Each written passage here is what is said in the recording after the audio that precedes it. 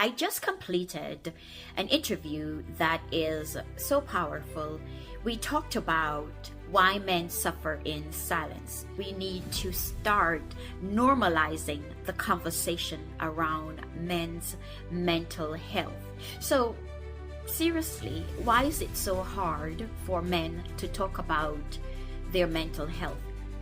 Now, one of the things that my guest mentioned, which I find so important, is the fact that mental health is different from mental illness, right? Whenever we hear the word mental health, we go crazy and we're thinking it's something bad. But mental health simply means being proactive in taking care of your mental health. Mental health is not about being cuckoo, right? It's about becoming self-aware enough to understand that there needs to be balance, right? You are constantly working, which is good. You also need to prioritize time for emotional regulation. So something that is fun, something that is active, something that stimulates your good feeling emotions, right? Mental health conversation is an everyday conversation. And that's what we do here on Project Purpose Podcast. We normalize the conversation so that our men can become more healthy.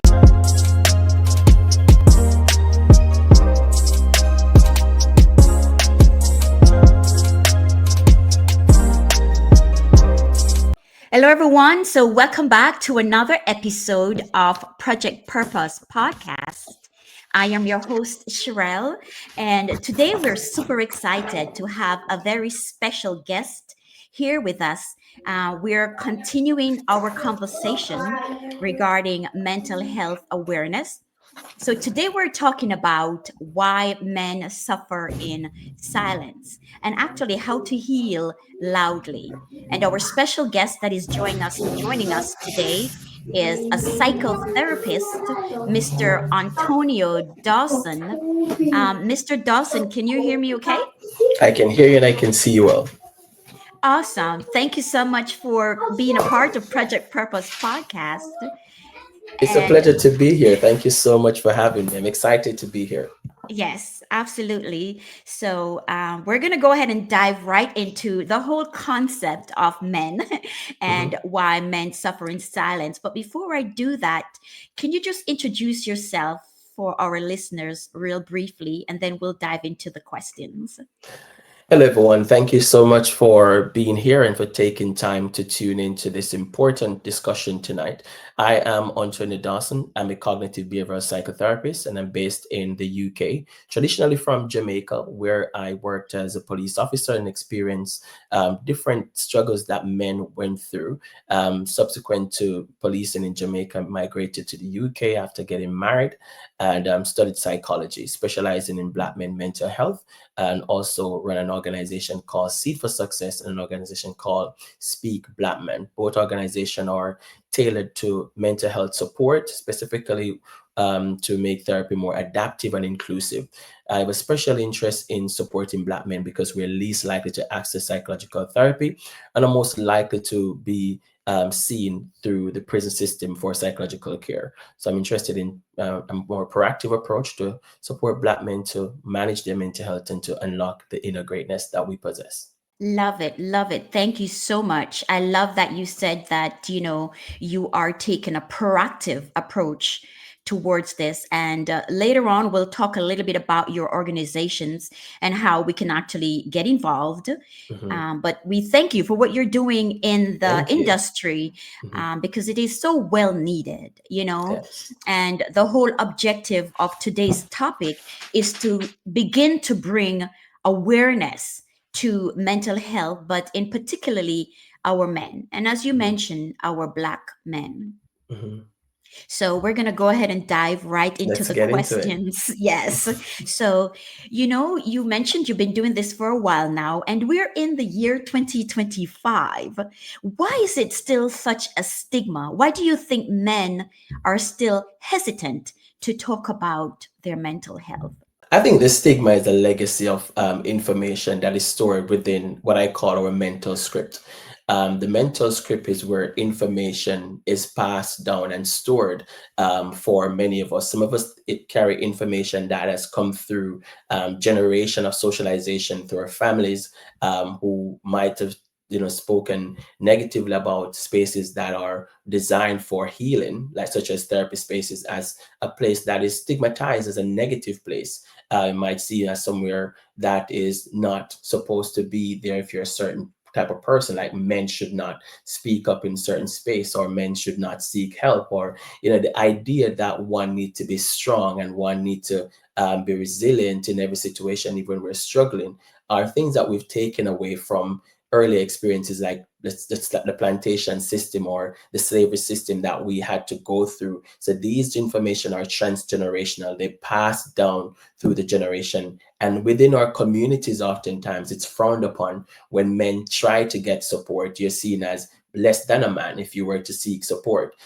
We also have communities where people consistently socialize people who are going through negative experience in a negative way. So you're Yeah. forced to either get involved in things that are more unhealthy, maybe smoking or drugs or something, to kind of numb the feeling, but it doesn't really take away the problem. So we're socialized to escape our problem rather than dealing with our problem. And because these are mechanisms that were wired into us in difficult times that our generation and people have gone through, we have not changed the culture. So the problem is still there. It's still ingrained within our minds that this is the best way to deal with it. And oftentimes, the message that we get from our home, like parents will tell you to man up, or people in the community will tell you that you need to be stronger than this. You need to deal with this thing, deal with this thing in a better way. So you oftentimes think the best thing to do is to hide away within yourself, showing up like you're strong, but suffering in silence, because that's what we do as men. We show up with this mask, like we have it together when we're really suffering, but within we're really feeling that emotional pain. And they say men don't show emotion, but we do show emotion, because these emotions are act out in our behavior. For some of us, we can get easily angry. We can do things that really show how we're feeling rather than actually expressing those emotions. So there are many factors. There are many factors that contribute to men not speaking up. But I think the main one is stigma. Many men think it's a weakness to kind of find vulnerable space, and lack of emotional safe environment where men feel like they can speak about how they're feeling without being judged by the people that are around them. Yes, so powerful. And that is the main reason why we're having these conversation, to help to break the stigma. And Mhm. in your experience, right, you mentioned how they keep it inside, it's bottled in. How does that untreated mental health affects them in, maybe example in their relationships or their career or even their sense of purpose? I think it shows up a lot in the environment that I work. When I see families that are dysfunctional, families that are hurting, you always find that there is some trauma in the family that is connected to maybe the father going through something really horrible, maybe an addiction problem, or maybe lack of opportunities in terms of work and so forth. So it has a ripple effect on the family, not just impact the father or the man, it impacts the family, everyone that is connected to them. So it creates a system of consistent breakdown in the well-being of others. I spoke to a young lady just yesterday. She has nothing to do with her dad, because the dad was separated from the mom at the tender stage, and the dad wasn't present, didn't show up.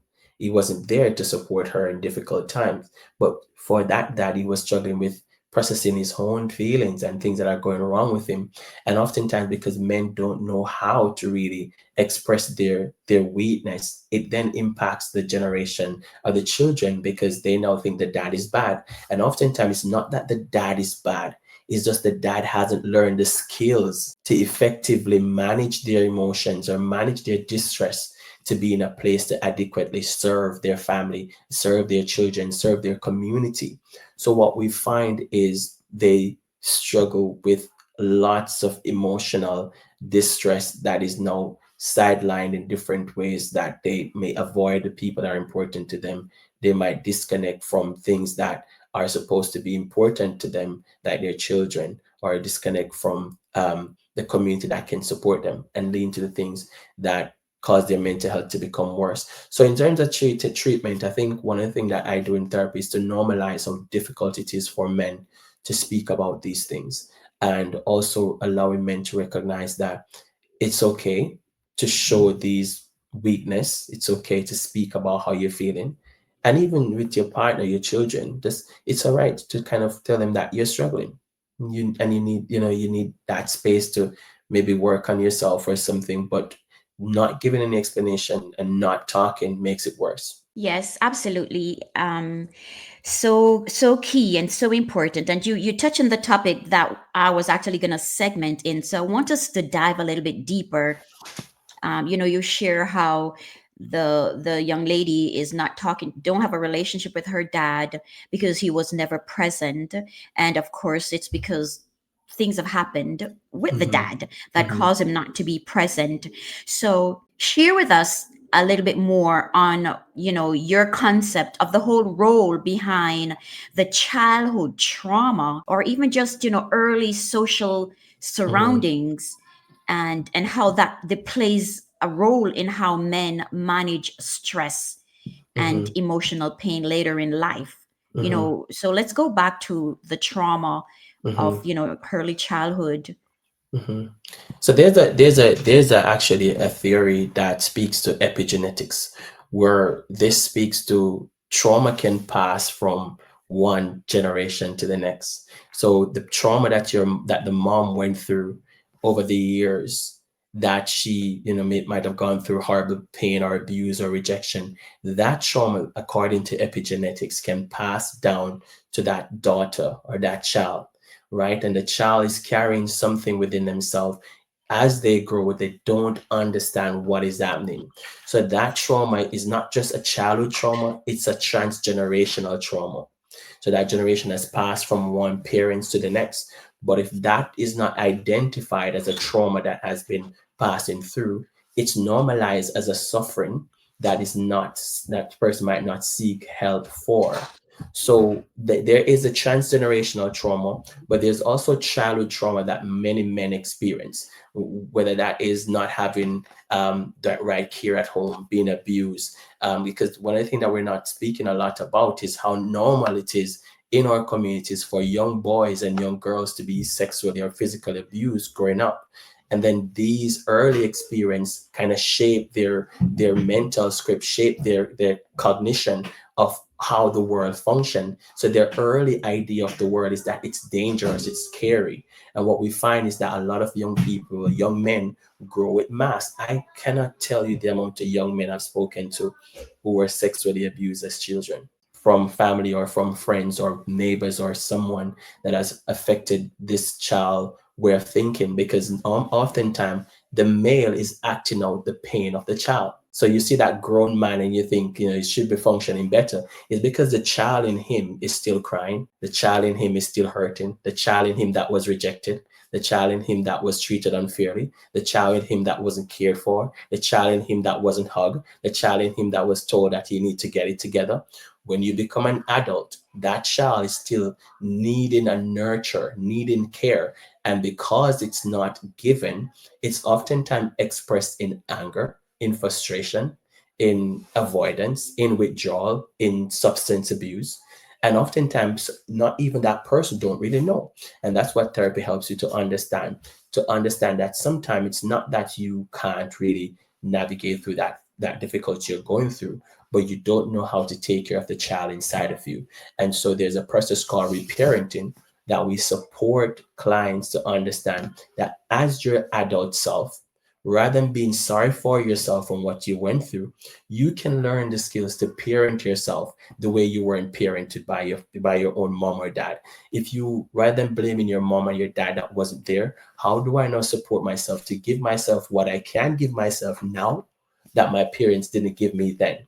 So most of the time, we need to develop the skills to rescue ourselves. We need to develop the skills to be supporting yourself. But childhood experiences really impact cognition. It impacts how you think because your early introduction to the world caused you to see the world from that lens, right? And if it's not, it creates what we call unhelpful thinking habits. So many people carry what we call a mental filter. And this mental filter is only looking through one perspective. You cannot see positive. You can only see the negative because one, your body is storing danger. Your body is storing threat. You're constantly in a sense of adrenaline, thinking that something could go wrong, even if you're in a safe space because you never necessarily had safety. So your body is programmed to look out for danger. Your mind is programmed to think that even if someone really cares for you, you're looking what is behind this. Why? Because I have tested glasses, but when a person is going through trauma, they have dark glasses. They can only see the world from a dark perspective. So what we need to do is just like if this glass expire, I need to get the right tested glass. Therapy helps you to really test the way you're thinking, challenge the way you're thinking, start to see things differently, recognize that the thoughts that you're having are not facts, and the experience that you've gone through doesn't define you. You can actually redefine yourself out of what you've been through. But if you don't have the right skills, the child in you is always going to be crying, always going to be hurting, always going to be suffering. Yeah. Wow. So powerful. We, Mm. that conversation is so powerful that we're actually going to stay there. Mhm. So if you're just joining us, guys, we are on the Project Purpose podcast. And today we're talking about why men suffer in silence. We're talking about mental health. And we have an expert in the field, Mr. Antonio Dawson, who is a specialized agent. He's a psychotherapist, and he specializes in being proactive about the situation. And he is just talking about the whole childhood trauma. And I really love the way you break it down that even in a safe space, if the inner child was never healed, that child is still seeing danger. Mhm. Wow, that is so important for us to talk about. So, we're also trying not to just be all theoretical and talk theory, but let's get into the practical aspect of it. Mhm. And you mentioned therapy. So you mentioned first that when someone is going through this situation, they first need to identify it, right? They Mhm. first need to identify that this is not just the grown man acting out, but this is Mhm. the inner child who still need healing. So let's continue to dive a little bit deeper there. Mhm. What's your practice in theory? How do you help someone like this?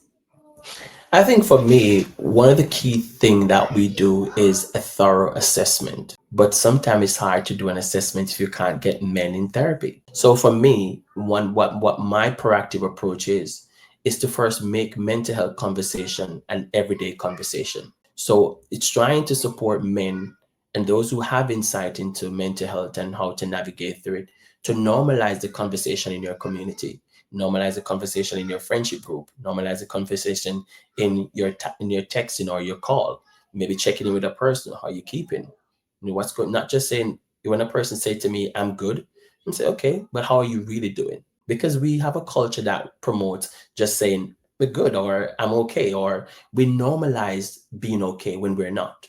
So first, you want to start to break down that system of really putting on a show that actually I'm okay when I'm not. So really starting to take a more curious stance is important to understand what is that with the people who are around you and trying to understand how their mind is. And over time, once we can make it a more of a culture for us to find out how people become more open to share how they feel. And if someone then did say they're going through a difficult time, they're struggling, you might not have the skills to support them. So you then signpost them to people who have the knowledge, like myself. So again, for many Black men, one of the reasons why they don't access therapy is that Black men need therapy that is culturally adaptive and culturally sensitive, meaning that you need a therapist that can identify, most times, you might need a therapy that can identify with your struggle, therapist that can understand what you've gone through and how it impacts how you see the world. So for me, I can relate to men who've gone through struggles because I've been through it. You know, I've lived it. Men who've gone through discrimination, men who's experienced racism, men who's gone through all these kind of oppression. So lots of the time, men don't engage because if you live in a first world country like the UK or in America, most likely you're going to be seen by a white therapist. And there's no offense to white therapists because a white therapist could help you because not everyone wants to be treated by the therapist from their own ethnic background. But there's most time what we've seen from research is that black men are more likely to be seen by someone they can identify with. So once we get them into the therapy room, and it doesn't necessarily have to be traditional therapy room where you're sitting with a coach or you have a chairs. It could be just creating a space where you can have a chat. From a therapeutic standpoint, I'm going to be doing a thorough assessment. I'm going to be asking questions. I'm going to take insight into your thoughts, your feelings, your behavior, gain insight into the main problems you're experiencing, gain insight into how that is impacting your life and impacting your overall view of the world. And also going to take some context about your upbringing. What was that like? Your socialization, how you felt growing up. Once I have a clear picture of the problem, then we start to think about a formulation. Now, a formulation is where you're then taking into consideration this person's life and you're painting a picture of their journey and how it's impacting how they're thinking, feeling, behaving, and how it's impacting even how their body is responding physiologically. So once we've gotten that formulation, then we'll agree with the person, does this fit with you? Does this feel like what you're experiencing? If it connects with that person and they understand what is happening with them, we start to think about how to break the cycle. Because oftentimes what you're trapped in is a cycle that needs to be broken. So with a skillful therapist, you then start to go through what I like to call the process of unlearning, learning, and relearning. Because oftentimes there are things that we have learned as children or as adults that needs to be unlearned, right? So once we start to go through that unlearning process, we're then going to start to learn the right skills of how we should think. And we call these soft skills. These are mental soft skills that we might have not learned as children or as teenagers, but we're now learning these soft skills of how to challenge the way we think, how to see things differently, how to think more balanced. Because oftentimes it's not that you need to think positive or negative. What you need to do is to have a more balanced outlook where you can see both sides of the story. Because sometimes it's not that the situation is perfect, but if you can actually take the pain out of it to recognize actually it's a difficult situation, but I can actually see it differently, that can help you to start navigate through it. Once the client is on board with understanding how the process is affecting them and start to understand, we go through psychoeducation, let them understand whether it is depression or anxiety, how it impacts you, how it causes you to function, how it causes you to show up, normalize the difficulty they're having. It's not you. We take away the blame because oftentimes men blame themselves like, I shouldn't be going through this. Well, it's not you. We have depression affecting over 260 million people. So you're not the only person going through this, right? So we take away and starting to recognize it's an illness. Mental health challenge like depression, anxiety is an illness. And just like the physical health problem, if you get the right skills or the right medication or so forth, you can navigate through it. So once we take them on that journey, we teach different skills to manage the difficulty, and over time, we monitor their progress by giving them tasks to do between session. But it's really trying to shape the person in a different way if they're willing to go on the journey. But the therapy is not about the therapist. The therapist is there to support you to bring out the best inside of you. So I'm supporting you like your biggest fan in that moment, and then you need to put the work in to get the best out of yourself. And a lot of men engage in therapy the traditional way and see results. Sometimes men need space that are not traditional initially. They might need to connect with their community. They might need to engage in sporting activities. They might need to engage in their faith, like going to church, or if they are Muslim, going to the mosque, whatever works for you that connects with your values. Because oftentimes why men don't really have therapeutic encounters is that they're not so much in tune with their value system, what is important to them. And once you can then connect with your values and start to stand for your values, then your values will stand for you. If you value fitness, then no matter how low you are, you want to go to the gym. If you value eating right, it doesn't matter if you're having a bad day, you're not going to eat all those chocolates. I'm just going to ensure that I still show up for myself. So all those simple things sometimes are intervention for therapy. Therapy is not this thing that is all intense. It's looking at your behaviors. What behaviors do I need to change? It's looking at your thinking. What thinking do I need to change? It's looking at those emotions that you're consistently being trapped in. What is this emotion teaches? What is it teaching me? Because every emotion is teaching you something about yourself. There's no bad emotions. They're just emotion teaching you something that you need to be in tune with yourself to understand what is happening inside of me. So there's a lot I could say about this, but I think that's just a bit I can share based on what you've Yeah. asked. Yeah, no, and I love it because you actually dive right into my next segment where ultimately we would love the professional intervention, which is oftentimes therapy. But I love that you dive into the fact that if it's not therapy, if they're not yet ready to for therapy, we could then tap into the community, right? Mhm. And so let's maybe dive a little bit more in that area where you talk about if they're into like sports or Mhm. the church or a Mhm. particular organization. So let's talk a little bit more about that. Mhm. Let's just say a man is not yet ready for therapy. Mhm. Where else can they go? Okay. All right. So one of the key, let me just bring some theory into it, and then I'll go back into the practicality. So what we know is that when a person is struggling with their mental health, initially it looks like stress. And stress is not a mental difficulty. So let me make that clear. When life starts to get heavy, you feel like things are overwhelming, you feel like you can't really cope and it's just a lot happening for you. That's a warning sign that actually I might be getting stressed or burnt out. I might be getting some fatigue or something. So I need to recognize that my body or my mind is telling me something. There's a message here, right? And that's when you need to look at what you're doing.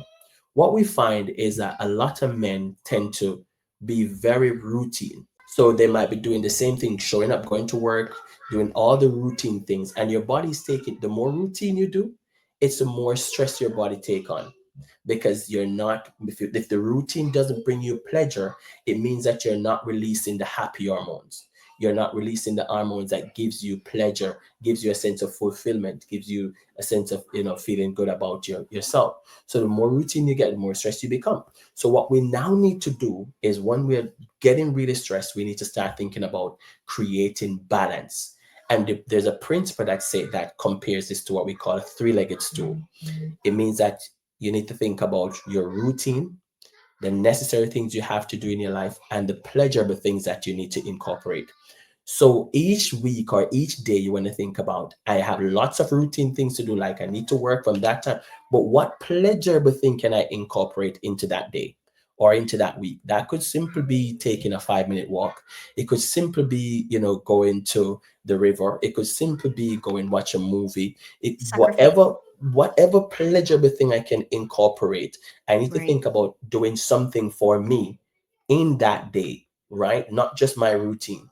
And also, what necessary thing do I need to do? Do I need to? Sometimes we become overwhelmed by life challenges because we're not prioritizing necessary things like paying my bills or ensuring that I pay my car loan or notes or so forth. So if I'm not problem solving those other areas of my life, so much things are built up because we have a hustle culture, and many men are really dive divulging the hustle culture and need to be making it, doing it, but they're not prioritizing their mental well-being. So that's where we now need to think about creating balance, like doing things in our community, connecting with something where you're serving others too, rather than just hustling. Because some people might be a coach for a basketball team, or you play sports with a team, or you like to cook for the local community, or you like to play your football. All those are the things that you do. They're the things that gives you a sense of purpose. You mentioned purpose, because sometimes it's not the job that gives us purpose. Many of us don't get any fulfillment from our jobs. In fact, many of us hate our jobs. We don't like it, right? And if you keep doing that job just to make the money, but you're not feeling fulfilled, you're not feeling happy, over time you're going to burn out. Over time, you're going to be stressed. Over time, you're going to be anxious. So, how do I then prioritize pleasurable things in my life that I enjoy doing? I need to make time for it. There are 24 hours in every single day. You need to give yourself at least 1 hour for something that is important to you. So it means that you then need to go back to the drawing board and start to plan your time. So anything that I would do in therapy, but not necessarily for therapy alone, but anyone who's struggling with kind of feeling overwhelmed, go back to the drawing board, stop for a while, and then start to look at how you're using your time. First, maybe monitoring how you're spending your time and think about where you can take back time from just the routine things that you're doing and start to incorporate more pleasurable things, right? And then what necessary things am I not prioritizing, whether that is my life admin or paying my bills or going shopping or so forth, or paying off loans or whatever you have. But you want to be prioritizing that balance system, but at the same time doing things that gives you a sense of fulfillment. And that's where it's important to engage with your community or having a space where people can pull you out of your comfort zone. Because sometimes many of us are so addicted to what we do, it's gonna take someone to say, let's do this. Let's put everything down. Let's go to the movies. Let's put everything down. Let's cook together or something. But find time for pleasurable things, because your body needs it to regulate itself. It needs those happy hormones to be regulated. It needs you to be in a place where you're not just consistently consumed by your routine, which gives you lots of stress. So make time for you. 24 hours in a day. Give yourself at least one. Awesome. Awesome. Wow. Such great information, Mr. Dawson. Thank you so much. Here for it. Thank you so much. I think one of the biggest thing that I'm taking away, one of my key takeaway is self-awareness. Um, and then one might ask, how do I become self-aware? And I believe it is, with the knowledge like this, finding podcasts like this, finding YouTube videos, right? Mm-hmm. Finding information in books and Mm-hmm. seminars. Mm-hmm. So we thank you so much for sharing that. And I think with that, I want to segment into, maybe talking about some of the myth that we wish that people would stop spreading about Mm-hmm. mental health, and then we're gonna let you share where people can find you, Mm-hmm. and then we're pretty much gonna wrap this up um, at the end. So what are some myths that you see out there regarding mental health that you would like for us to stop? I think there's so many myths. It could take me all day, but I think the idea that, especially with talking about men's mental health, is that strong men don't need therapy, or if you appear strong, you don't need help. Strong men, including the president or anyone who you are, need that space to speak. Anything that you keep in is ultimately going to get out. If it doesn't get out through your words, it's going to get out through your behavior, or it's going to get out in how you feel. So it's going to get out at some point. So creating space to speak is important. Men who feel deeply are unstable.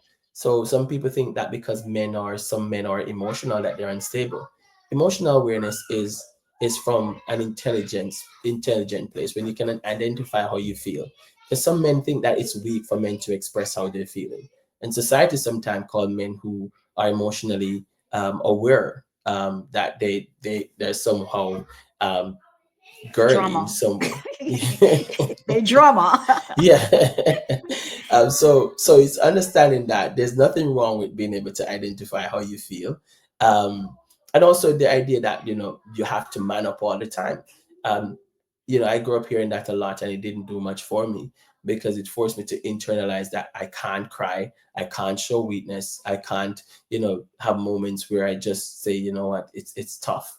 Um, you want to create space where men can feel like, actually, if it's warrant me just crying, then that's not a bad thing.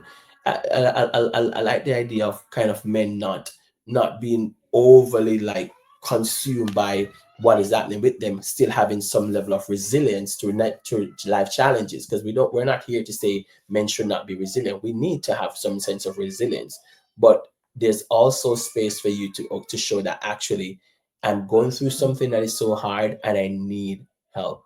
So, men sometimes say I'm functioning when they're not. We need to normalize that if you're not functioning, it's okay to say that you're not functioning well. And society doesn't give men that space. There are lots of myths out there about men, consistently functioning from a high functional place. And that's why we have society where women are actually excelling and doing a lot more, because men are not functioning at a high place at times because they're stressed and overwhelmed and burnout and navigating through a lot. So I think there are many, many myths out there, but those are some of the things I think we need to kind of Yeah. focus on. Yeah, yeah, absolutely. And I also want to ask, what do you think from your years of experience talking to men? What do you think they expect from us women? What would they want from women regarding that topic? It's different for different people.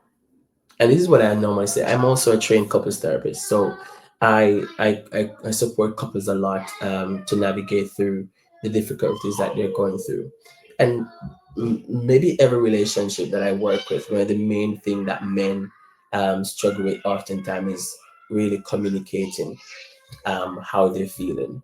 And I think men want women who will not be quick to say that they're not good communicators, but will kind of support them to get to that place that they can communicate to them in a way that works for them, right? So they need a woman that understand and make time to understand them, understand how they function, how they think, what they're going through. Someone that can be compassionate, someone that can understand, someone that can also normalize that actually it's okay to go through that situation, but I'm here for you.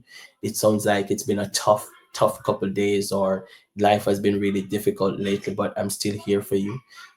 I'm going to be here even if it gets harder than this.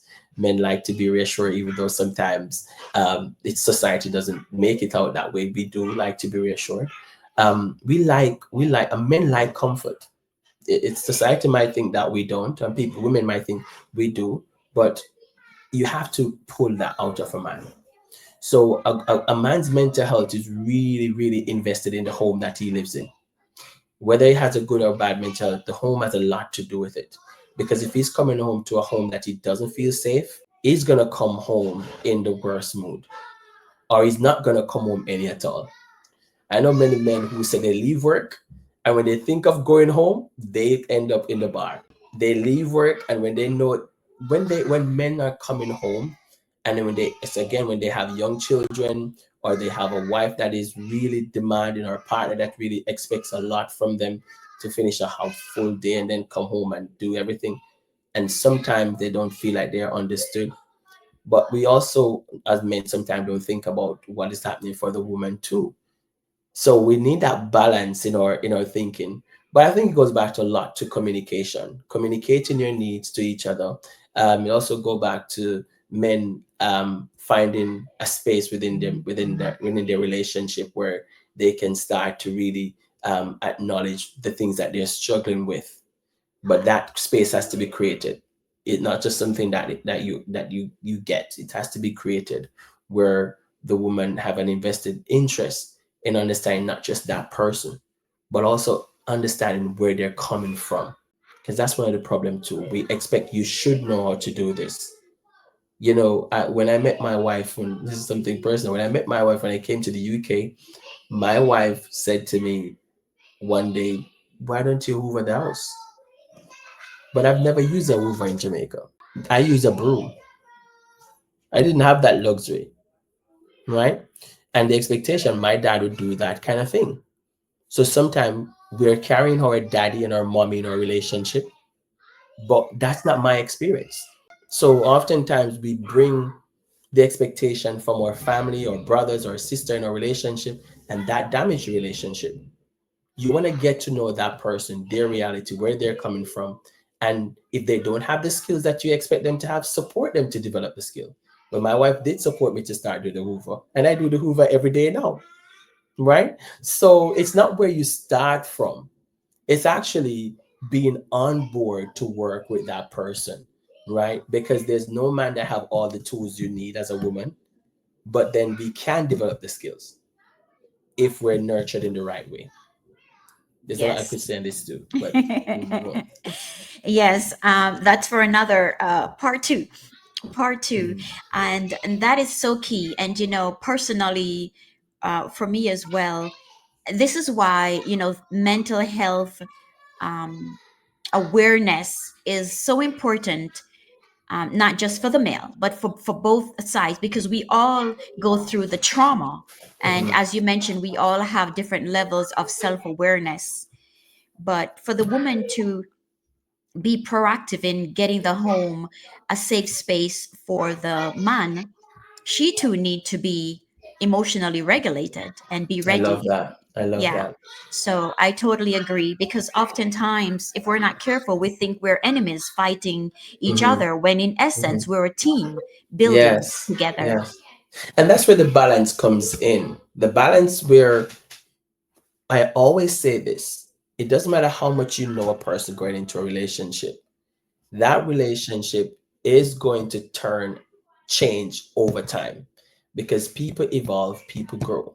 And if you're not growing together, you can be in the same house and become two different persons, right? So both of us need to be on this journey of self-actualization or growth mindset. We need to start cultivate that space that we want to grow together because unless that is happening, you might be searching for the person you met when that person has left. And that happens so common in relation. But you used to do this, but I'm not that person anymore.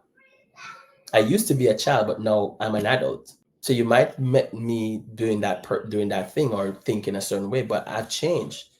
So we need to really communicate where we're at, and our values change over time. So we need to communicate those values. So for men, it's important that you're communicating the changes that you're going through. You know, your standard might be different. Communicate that, communicate it, and think about how we can support each other. Yeah, absolutely.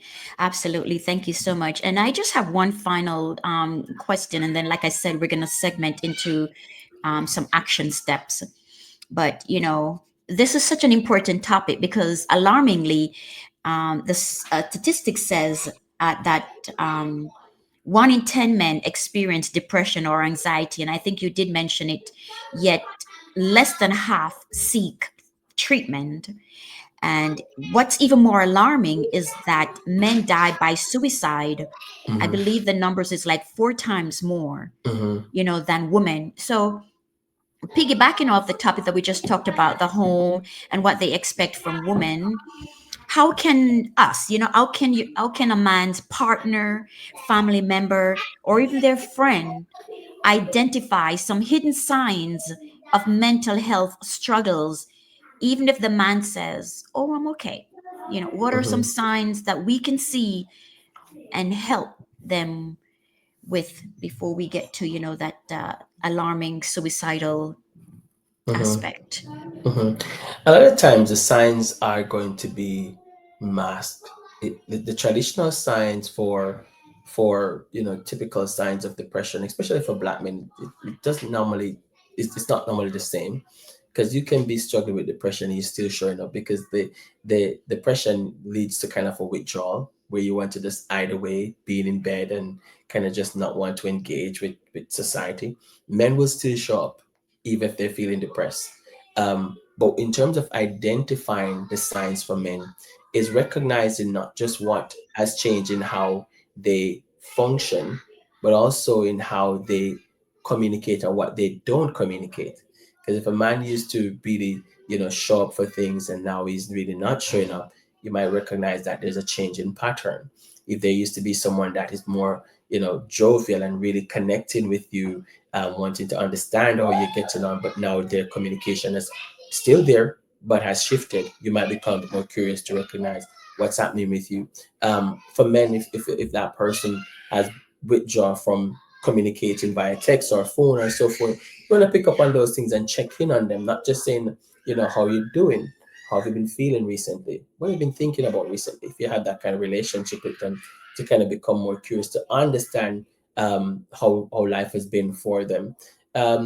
Also recognize things like increasing in social activities, because men who are depressed might become more social. They might find themselves partying more. They might find themselves drinking more, going out with, hanging out with the boys, always want to be with the friends. It shows that sometimes there is something that they're trying to escape that is a bit more difficult to deal with in their normal environment. They might find new friends. They might start to find friends that are more in line with where they are mentally. They might find people that they now start to link. Why are they connected with these kind of people? Men who smoke, or men who drink, or men who are just into girls. It's a safety behavior. It's helping them in the short run to deal with how they're feeling, but in the long run, it's fueling the problem. It's causing more pain. So there's a lots of signs that you can look out for that is not the textbook for men, especially as someone who works with Black men. It's not going to be the typical signs. It's going to be these things that you have to pick up on that is changing in their behavior, how they're communicating. So some person is going to be more outbursts of anger. They become more angry, easily triggered, more snappy, quick to avoid or escape conversation. Just don't want to talk about it, or you're being annoying, or everything is a problem for you. So they start to also project their pain on you, start to cause that you are the problem, but actually they're dealing with something deeper.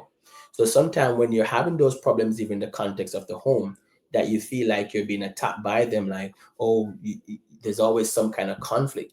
They're dealing with something deep, and that's a defense. That's an escapism. That's really just taken away from dealing with this right now. Let me put it on you so I can actually escape what I'm actually feeling. So there's a lot I could say on this too.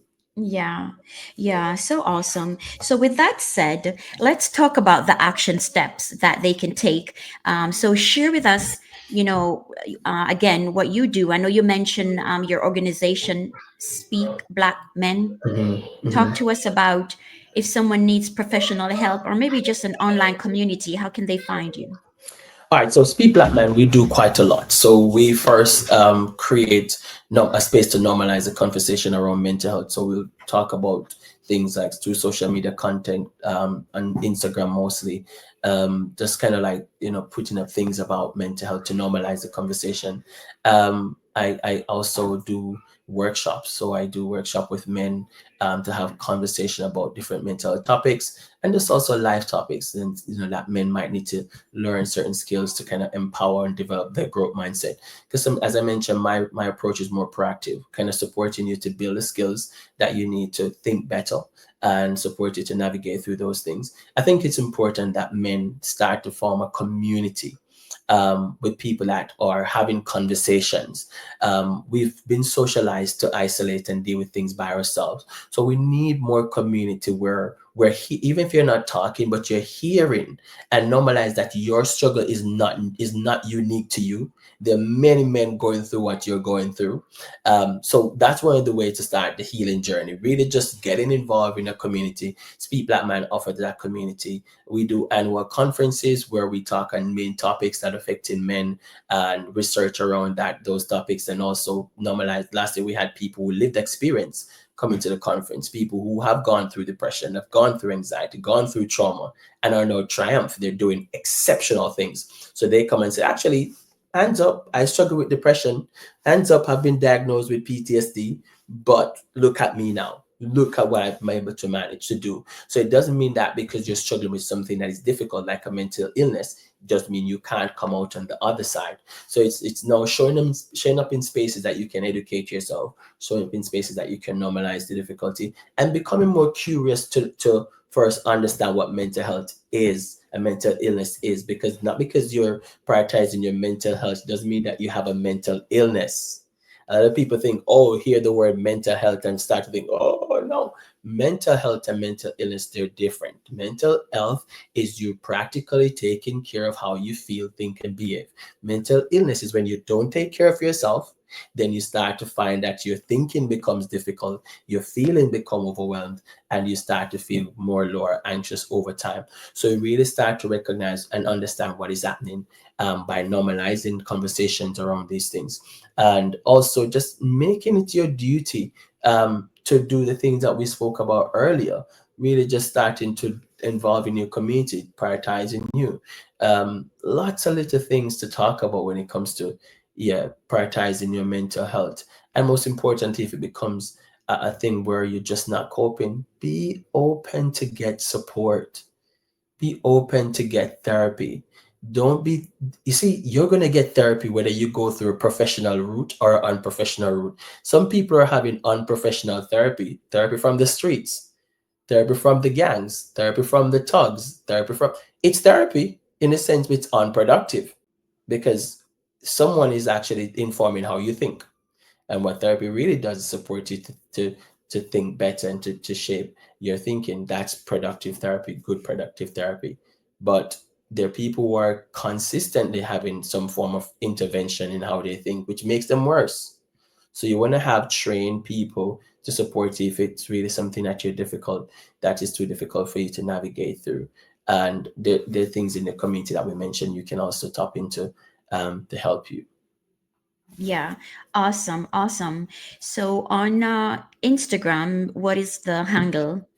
On Instagram, it's for my Speak Blackman, it's Speak Blackman, it's Speak dot Blackman. And on Instagram also you can find my organization called Seeds for Success Network Limited. And that is my organization focused on therapy and kind of growth mindset, supporting you to, I do coaching, other kind of things that support people to unlock the greatness within. My tagline is transforming mindset for greatness.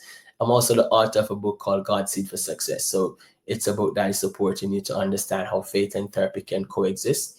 And also write about different things around therapy. Just had an article published by the British Psychological Society about incorporating therapy into faith for persons who are from maybe a Christian background, how that can help you to build your faith. And I mentioned I'm writing a book. So November, hopefully I want to get that book out. It's called Speak Black Man, and it's all about equipping Black men with skills to manage mental difficulty. And within that book, you'll have historical context, understanding how the past impact how we think now as men, Black men specifically. Um, and yeah, there's so much things that I do. But find me, Ontonio Dawson. I'm on the internet. Wherever you type my name in, it will come up. I've done a bit of research also You're to unblock Googleable. me. You're Googleable. You're Googleable, I think is the word they Maybe said. I'm Googleable. I'm Googleable. if So you want going to kind back of to the organization, is it Seed for Success seed for success, seed for FOR Success Network Limited. Network? That is a long one. Yeah, Limited. I wanted to get a Seed small one, but it for was long. Success Network Limited. Yeah, so just so it's Seed for Success Network, and that will come up. Awesome.